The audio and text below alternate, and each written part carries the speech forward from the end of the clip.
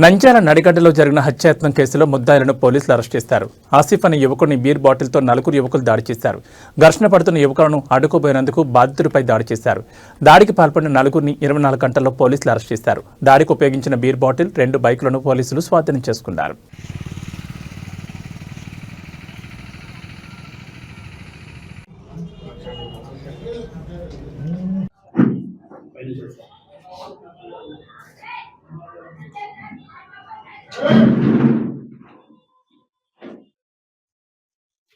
రాత్రి 8 గంటలకి నంద్యాల 1 టౌన్ పరిధిలోని నడిగడ్డ ఏరియాలో ఉన్నటువంటి కటిక ఆసిఫ్ అనే వ్యక్తి మీద జరిగినటువంటి దాడికి సంబంధించి ఆ దాడిలో ఇన్వాల్వ్ అయినటువంటి నలుగురు మొత్తం షేక్ సమీర్, వాసిం, సోహైల్ అండ్ అఫ్సర్లను ఈరోజు అనగా 17/12/2025 తేదీన సాయంత్రం 6 గంటలకి నడిగడ్డలో ఉన్నటువంటి వెంచర్లో ఈ నలుగురిని అరెస్ట్ చేయడం జరిగింది. వారి వద్ద నుండి 2 బైకుల్ని, ఆ నేరంలో కటిక ఆసిఫ్ని పొడవడానికి ఉపయోగించినటువంటి పగిలిపోయిన బీర్ బాటిల్ని సీజ్ చేయడం జరిగింది.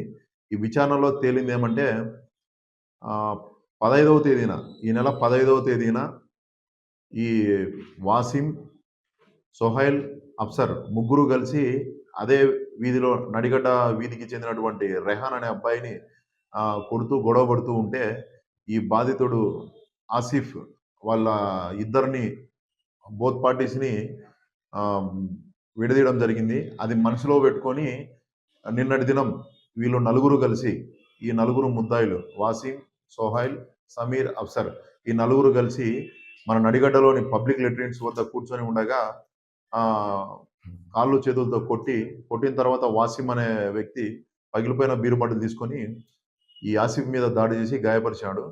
దాని విషయంలో అతని యొక్క కంప్లైంట్ మేరకు కేసు రిజిస్టర్ చేశాం.